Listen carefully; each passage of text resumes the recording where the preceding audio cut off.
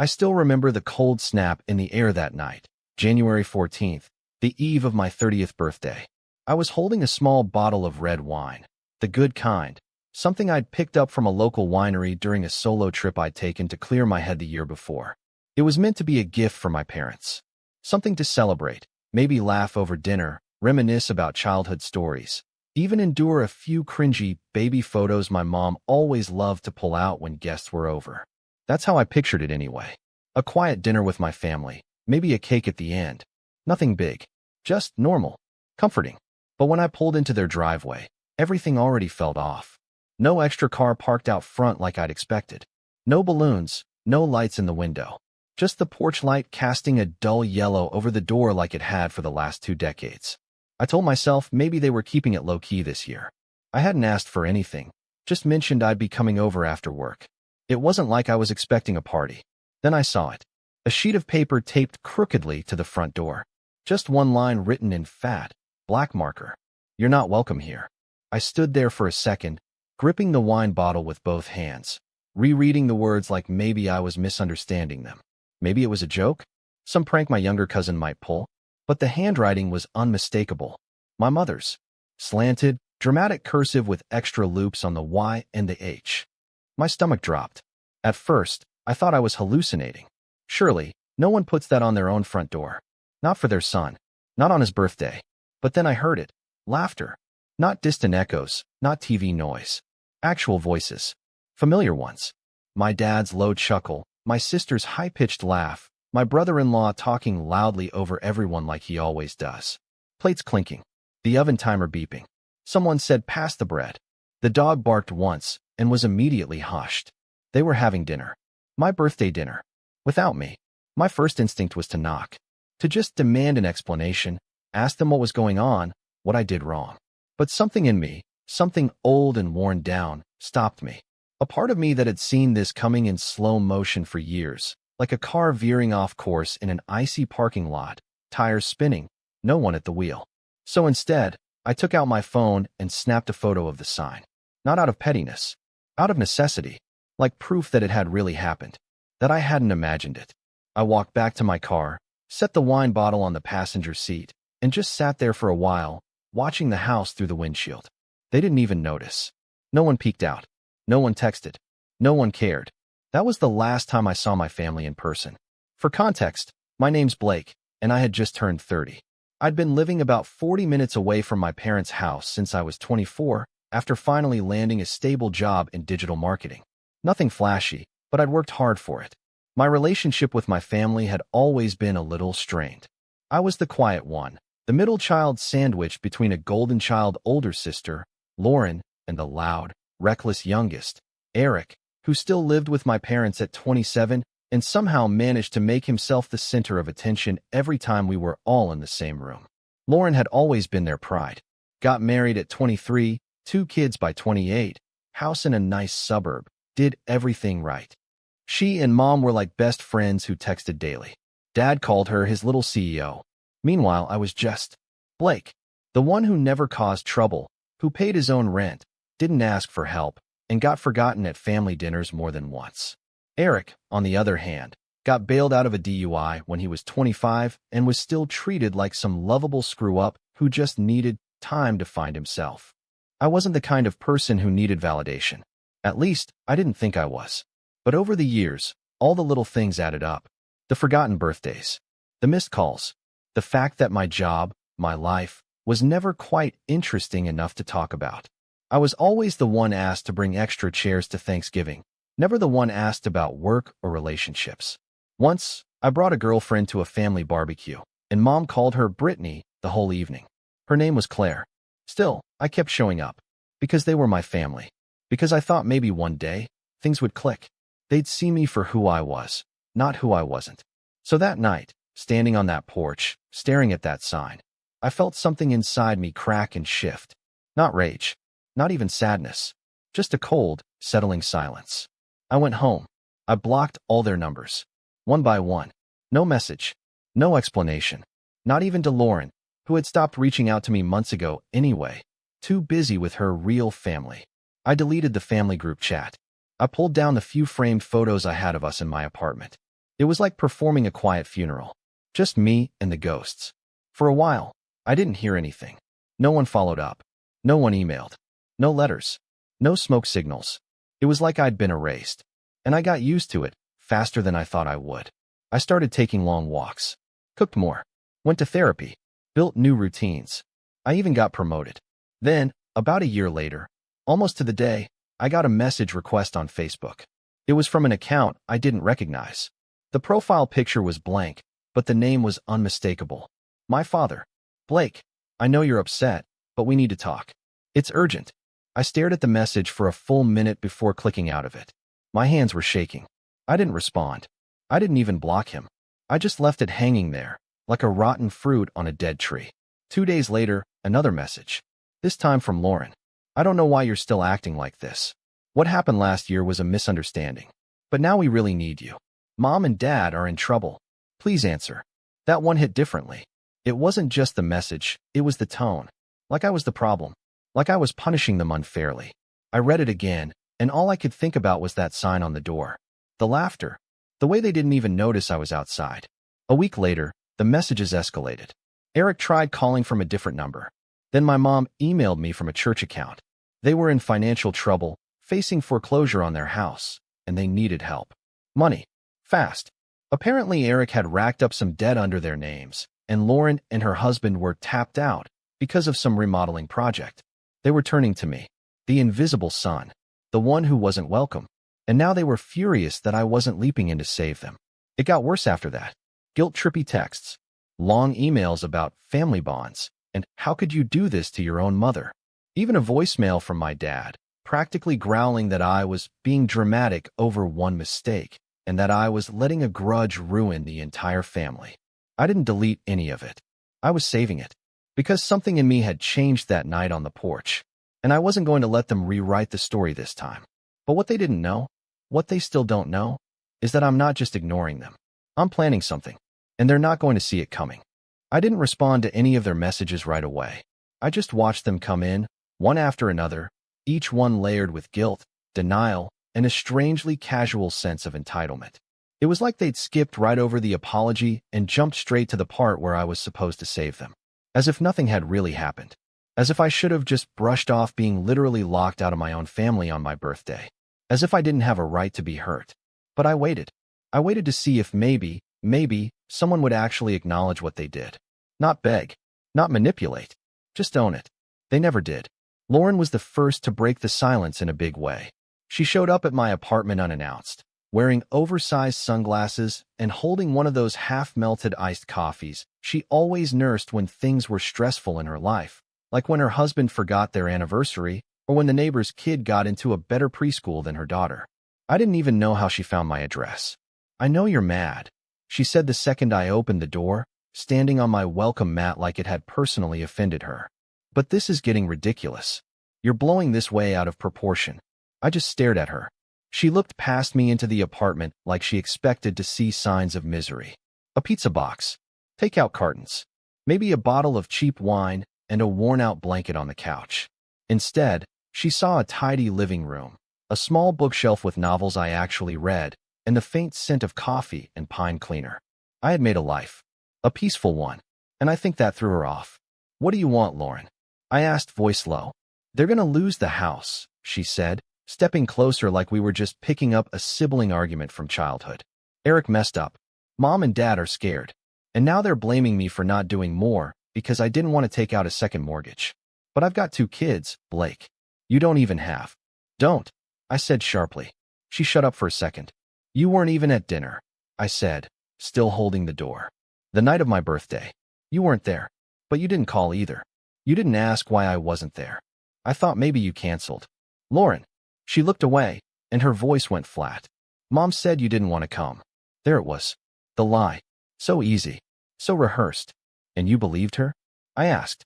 After 30 years of being ignored, brushed aside, excluded? After all the times I showed up, supported you, backed you, you really thought I just flaked on my birthday? She crossed her arms. Look, I'm not here to fight. I'm just trying to fix this. We're family, Blake. I let that hang in the air for a beat, then stepped back and quietly closed the door in her face. She left without knocking again. 2 weeks passed. More emails. More texts. My dad sent one that read, "We didn't mean it to be cruel. It was just a hard time, and we didn't want drama that night. We needed peace." That one stuck with me. We needed peace. As if my presence disrupted their peace. As if I was the storm.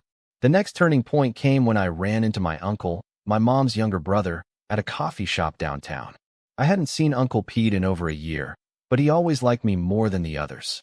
We chatted briefly, small talk mostly, until he brought up the foreclosure. "They're talking to everyone they can," he said, "trying to get someone to help float them for a few months." I nodded. "I heard. You know your dad told me you offered to help, but then pulled out at the last minute?" My jaw tensed. "That's not true," I said flatly.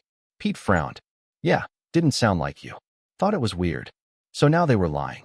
Not just covering up their actions, but rewriting the narrative, trying to turn me into the villain. I knew my parents were good at spinning things, but this was new. And Pete wasn't the only one. Word got back to me through another cousin that I'd abandoned the family in their time of need, that I was bitter over something small, and that I held grudges like a child. That was the last straw. I didn't say anything publicly. I didn't respond to the messages or tell anyone my side. I just started watching, listening, paying attention. And that's when I found out about the account. My mother had opened a joint savings account in my name when I was a teenager. Something she told me was just in case. I never used it, never touched it.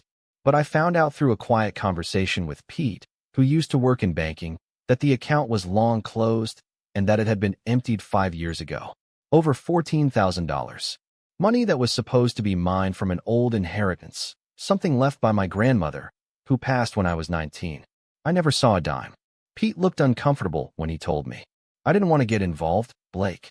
But I figured you should know. They said they needed it for Eric's rehab. Eric. Rehab number 2, if I remembered right. The one he left early because he wasn't feeling it. The one my parents praised him for trying, even though he quit and ended up spending the next year couch surfing with friends and blowing through his credit card. I felt sick. It wasn't about the money. Not really. It was about the pattern. The betrayal. The fact that they stole from me quietly, then cut me off when it no longer suited them. They had been using me, emotionally, financially, and now, reputationally. And when I finally stopped giving, they acted like I was the one who turned my back. I kept everything. Screenshots, voicemails, copies of the old account statements that Pete helped me track down. I started documenting things, not out of paranoia, but preparation. Because I wasn't going to keep playing the role they cast me in. Then came the betrayal that shattered the last piece of me that still, stupidly, hoped they'd change. It was a Sunday afternoon when I got the message. Not from Lauren. Not from my parents. From Claire. Yes, that Claire. My ex. The one they had called Brittany all through that barbecue. The one who broke things off 2 years ago because she said she didn't want to marry into my family. We hadn't spoken since. Her message was short, cold, and devastating. "Your mom reached out to me. She said you're spiraling and asked if I'd consider talking to you, maybe helping you see reason. I told her not to contact me again. Just thought you should know." I don't know how long I stared at the screen. My mother had contacted my ex-girlfriend behind my back, told her I was spiraling, and tried to manipulate her into emotionally re-engaging with me to what? Snap me out of my tantrum. Drag me back into the fold. I felt like I couldn't breathe. It was humiliating. It was intrusive. And it was the most grotesque violation of my privacy I'd ever experienced. She hadn't just crossed a line. She had bulldozed through a wall. And for what? Because I wouldn't open my wallet? Because I refused to be their safety net? That night, I sat at my desk and opened a blank document. At the top, I wrote, "They said I was being dramatic over one mistake." And underneath it, I began writing every moment. Every quote. Every memory. Every lie. I laid it all out in clear detail. Dates, bank records, names, texts. It wasn't for revenge. Not yet. It was for clarity. Because when the time came, and I knew it was coming, I wasn't going to just walk away. I was going to make sure they never forgot what they did. For about 2 weeks after Claire's message, I couldn't sleep.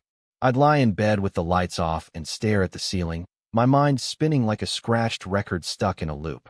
I kept replaying every moment from that night on the porch. The sign, the laughter, the warmth behind the windows I'd never been invited into. Then the emails. the accusations, the fake victim narratives they were spreading. And now this, my own mother reaching out to an ex I hadn't spoken to in 2 years, telling her I was spiraling. I wasn't spiraling. I was waking up. But in that moment, it didn't feel like strength. It felt like freefall. I didn't tell anyone. Not my coworkers. Not the few friends I still kept in touch with. Not even my therapist, at first. I just shut down. I went into autopilot mode. Wake up. Shower. Eat something small. Commute. Work. Smile politely at meetings. Laugh when someone made a bad joke about spreadsheets. Reply to emails like nothing was wrong. I'd always been good at staying invisible. I was raised to be. You learn early, when you're the overlooked one, how to fold yourself small. How to take up just enough space to be tolerated, not enough to be a burden. But eventually, that survival skill starts to feel like a coffin. One night, I stayed late at the office, not because I had to, but because I didn't want to go home. My apartment had become too quiet, too still. It felt like a waiting room I'd been sitting in for years, hoping someone would finally walk through the door with answers. Instead, all I had was a cold dinner and that stupid wine bottle I still hadn't opened from my birthday. It sat on the counter like a cruel souvenir. I remember slumping over my desk, the glow of the monitor lighting up my tired eyes, and just whispering, why wasn't I enough? It was the first time I'd said it out loud. It wasn't just about the birthday, or the sign, or even the money they took behind my back. It was years of being the second thought, the afterthought, the background character in a family that always made me feel like I had to earn a seat at the table that should have been mine by birthright. And now, they wanted help. Not because they saw my value, but because they saw my wallet. That realization broke something in me. But in the silence that followed, something else started to grow. Resolve. A few days later, I booked a session with my therapist. I hadn't seen her in a while, not since things with Claire ended, and I almost canceled at the last minute. But I went. I sat down across from her, still half in that haze, and I just said, I think I'm done pretending they'll change. She nodded, didn't say anything, just waited. And for the first time, I told someone everything. Not just the surface level stuff. Not just my family doesn't get me. I told her about the sign on the door, the stolen inheritance, the lies they were spreading, Claire, the messages, the guilt trips, everything. It poured out of me like water from a cracked dam. My voice shook. My hands trembled. But I didn't stop. And when I was done, she sat with it for a while before finally asking, what would healing look like for you, Blake? That question haunted me for days. I didn't have an answer at first. I wasn't sure I'd ever be fully healed. But I knew what I didn't want anymore. I didn't want to be the dependable, invisible son. I didn't want to be the backup plan. The silent support beam holding up a house that never once sheltered me. So I started small. I redecorated my apartment. Nothing drastic, just changes. I got rid of the old couch my parents gave me when I moved out. A hand-me-down with coffee stains and a sagging cushion I'd never bothered replacing. I bought one I actually liked. Firm. Clean. New. I donated old clothes. Got new sheets. Rearranged the furniture. Hung art I actually cared about. It felt like reclaiming space in my own life. Then, I started cooking again. I'd forgotten how much I liked it. Not just microwave meals or rushed pasta, but real cooking. I made lentil stew one night, slow-cooked for hours, with garlic naan and roasted carrots. It filled the apartment with warmth. I lit a candle, ate on real plates. It was just me, but for the first time, that didn't feel lonely. It felt peaceful. At work, I quietly started applying for new positions. Not because I hated my job, but because I realized I'd settled. I'd been playing safe my entire life, afraid to take risks, afraid of being too much. My father always said, be grateful for what you have, which is code for don't ask for more. But I wanted more. So I updated my resume, started networking, sent out emails, got a few rejections, but one day, a small creative agency reached out. They liked my work. They were impressed by a campaign I'd helped run. They offered me a role, more responsibility, more money, and most importantly, respect. I took it. And it felt like stepping into sunlight after years of cloud cover. The messages from my family kept coming. More desperate now. More manipulative. Lauren sent a photo of the house, the for sale sign crooked in the yard. They're losing everything, Blake. Please, just talk to them. Eric sent a voice note at 2 a.m. Slurred. Rambling. Something about how mom cries every night. And how I was being selfish. I deleted it. My mother finally broke and sent me a long, rambling email titled, "I did what I thought was best." It was 4 paragraphs of her justifying the money, the birthday, the message to Claire. Not a single sentence said, "I'm sorry." Not once did she ask how I was. It ended with, "You'll regret turning your back on family." I stared at those words for a long time. And instead of crying, I laughed. Because for the first time in my life, I knew I wouldn't regret it. Not even a little. My rise wasn't dramatic. There was no overnight transformation. No grand reveal. It was subtle, steady, like a slow tide rolling in, reshaping the shore without making a sound. I started running in the mornings. Just half a mile at first. Then a mile. Then more. I built playlists. Got new shoes. Tracked my progress. I picked up photography again, something I hadn't touched since college. I dusted off my old DSLR and started shooting sunrises, city streets, people at the park. I made an Instagram account for it. It grew slowly. A few strangers commented on my shots. That felt nice. I volunteered on weekends at a local community center, helping teenagers with resumes and college apps. It gave me purpose. It reminded me that I had something valuable to offer, that my voice mattered. And I made new friends. Not many, but good ones. People who didn't know me as the quiet one or the backup son. People who liked me for me, the man I was becoming. He didn't need their approval. He didn't need to prove his worth. But that didn't mean he'd forgotten. One rainy afternoon, nearly 10 months after that birthday night, I got a call from a number I didn't recognize. I let it go to voicemail. Later, I played it back. It was my father. "Blake, I don't know what to say anymore. I know we hurt you. But this is too far. You're choosing to watch your family fall apart. I hope you're proud." He hung up. No apology. No ownership. Just one final guilt trip. But I wasn't watching them fall apart. I was watching the consequences they built finally catch up to them. And soon, I'd be doing more than watching. Because I'd been preparing. Patiently. Quietly. Strategically. And when the time came, they'd learn exactly who I'd become without them. The email from my father, the one with, "I hope you're proud," wasn't what hurt the most. What hurt was how predictable it was.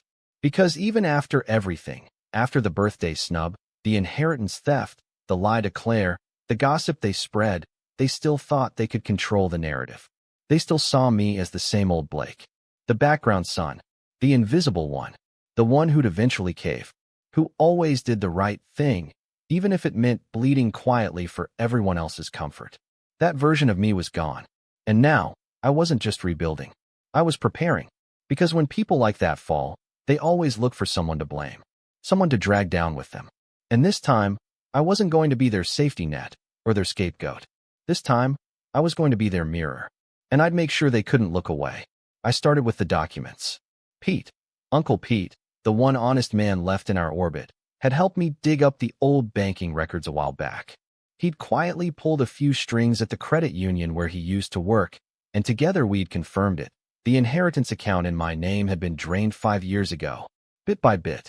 ATM withdrawals, transfer after transfer, all logged under my mother's login credentials. I'd asked him then, "Can they be held liable?" He'd sighed. "It's tricky. You were technically a legal adult by the time the withdrawals happened, and if your name was on the account, but you never disputed anything until now. It's not impossible, but it's a long process." I hadn't pursued it at the time. But now, things were different. I wasn't looking for the money anymore. I was looking for leverage. The next step was Claire. It took me 3 days to work up the courage to text her. I didn't want to stir the past, but I owed it to myself to understand how deep this mess went.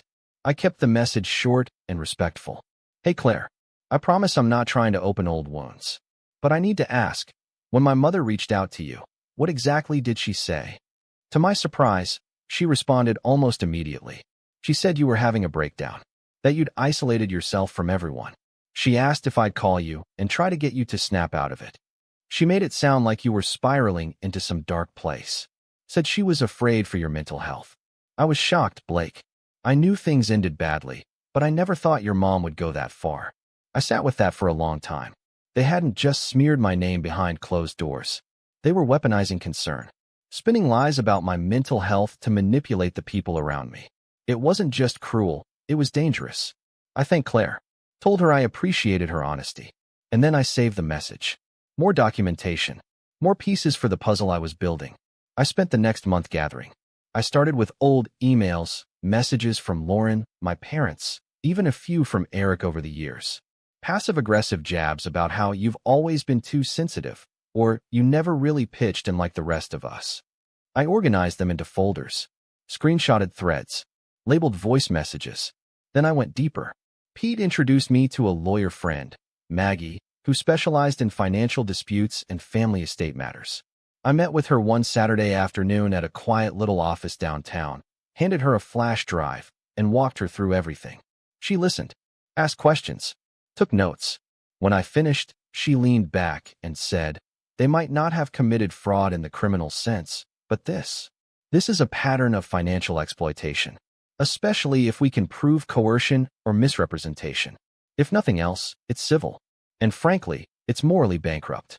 That word, coercion, rattled in my chest like a key in a lock, because that's what they'd done for years. With guilt, with silence, with control disguised as care. And now, they were trying to do it again. Only this time, it was me who held the door. Maggie told me we had options.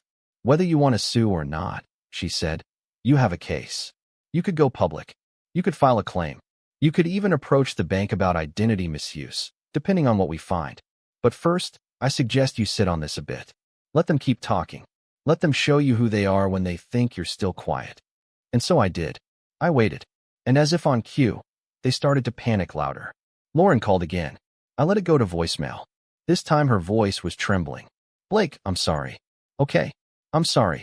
I didn't know about the account. I didn't know about the sign. I've had so much on my plate. The kids, work, everything. Mom and Dad they're falling apart. They're fighting all the time. Eric's threatening to move out. They might lose the house. Please, just talk to them. Please." Then, after a pause, she added, "You're not this cold. This isn't you." But it was me. Not cold. Just awake. No longer the one holding the rope while they played tug-of-war with my dignity. 2 weeks later, I got a call from a number I didn't recognize. I answered this time, out of curiosity. "Is this Blake Sanders?" "Yes. This is Officer Rutledge with the County Police Department. We received a report from a Mr. Eric Sanders that you've been threatening the family. He listed your number and email and said you've been sending harassing messages. Do you have a moment to speak with me?" My stomach dropped. For a brief second, the old fear came flooding back, the instinct to shrink, to apologize, to smooth things over. But I caught myself. "No, officer. I haven't contacted my brother in over a year. I have documentation of all communication. I'd be happy to share that with you." The officer paused. "Well, that's helpful." Honestly, his statement was thin, but we had to follow up. "Mind sending over whatever you have?" I did. Every email, every voicemail, every unreturned message, every screenshot showing that they had been the ones hounding me, not the other way around. I never heard back from Officer Rutledge, but the message was clear. Eric had tried to escalate things, maybe out of spite, maybe out of desperation, maybe because someone, likely my father, had told him to do it. And now, they'd played their hand. They weren't just desperate. They were dangerous, which meant it was time for me to stop playing defense. I called Maggie. "I want to move forward," I told her. "Not just legally. I want to make sure they can't do this again. To me, or anyone else." She helped me draft a cease and desist letter. We addressed it to each of them individually, my parents, Lauren, and Eric. It spelled out the harassment, the lies, the slander, and it warned that any further attempts to contact me, smear me, or involve law enforcement under false pretenses would result in immediate legal action. I sent it certified mail. Signature required. The silence that followed was deafening. No calls, no emails, no more voicemails at 2 a.m. Just nothing. For the first time in over a year, I breathed easy. But I wasn't done yet, because they had spent decades telling everyone I was unstable, ungrateful, unloving. They'd rewritten our story and handed it out like a script. And now, they were about to face the full consequences, not in anger, not in chaos, but in clarity. I started working on something else, something bigger. It began as a document, then a draft, then a story, not for the public, not yet, but a record of who I was, what they did, and what happens when the quiet one finally speaks. Because they'd called it one mistake. But soon, the world would know just how many there really were. I didn't get satisfaction from watching them suffer. That's the part people get wrong about revenge. It's not about watching someone burn while you sip coffee with a smile. It's not about rage or retaliation or even gloating. Not when you've been gaslit and discarded for most of your life. It's about clarity. About making sure the truth doesn't rot in your chest like a splintered rib. About finally reclaiming a story that was twisted from the moment you learned to speak. And for the first time, they would have to listen. I spent 2 months finalizing everything. Quietly. Precisely. It started with what I called the archive. A simple cloud folder organized into categories: financial exploitation, emotional manipulation, exclusion, smear campaign, legal threats, police involvement. Every voicemail, every email, every message they sent, every lie they told, cataloged, time-stamped, and paired with commentary. I included my own reflections, my therapist's notes, with her consent, and a timeline of every major incident from childhood through that birthday night with the sign on the door. It wasn't just for documentation. It was a mirror, one they couldn't shatter or look away from. Then I compiled a letter. Not an attack. A report. A full breakdown of what they did to me and why it mattered. I titled it, "The Son You Never Saw." And I sent it. Not to them. To the people they cared about. Their church leadership. Their neighborhood association board. My cousin's family. A few of their closest friends. The very same people they'd told for years that I was distant, unstable, selfish, and cold. Each recipient got a link to the archive. A personal note. Not accusatory. Not cruel. Just honest. I'm sharing this not to shame anyone, but to tell the story they've never allowed to be heard. I've remained silent out of fear and respect. That silence nearly broke me. I'm not asking you to take sides. I'm just asking you to read. The impact was immediate. I didn't hear from my parents directly, of course. That was expected. But Pete texted me the next morning. "Pete, Blake, what you sent out, people are talking. The church board is furious. A few of Mom's friends are distancing themselves. Some had no idea about the inheritance or the birthday thing. One lady said she's known them for 20 years and never once heard them mention you had a job." I almost laughed. 20 years. And somehow I was still invisible even when I wasn't in the room. But now, they couldn't pretend I didn't exist. My story was out. Unfiltered. Uncontrollable. And it spread. 2 weeks after the archive went out, I received a letter from their church. It was formal, but I could feel the emotion behind it. They thanked me for my vulnerability, expressed concern, said they'd reached out to my parents privately to offer counseling. One board member even emailed me personally and said, "I had no idea. I'm sorry for the role silence may have played in this." The fallout snowballed. Eric's old friends, some of whom were mutual connections from college, started commenting on Facebook. Subtle things. Vague quotes. Nothing direct. But I knew. And more importantly, they knew. Their social network was fraying. People were watching now. Whispering. They were no longer the beloved family with the troubled middle child who never visits. They were the parents who locked their son out on his birthday, drained his inheritance, and then spread rumors about his mental health when he refused to save them. Lauren was the first to crack. She showed up at my new apartment. I'd moved a month prior and hadn't told anyone where. I still don't know how she found the address. But there she was, eyeliner smudged, cardigan clinging to her like armor, her voice tight and trembling.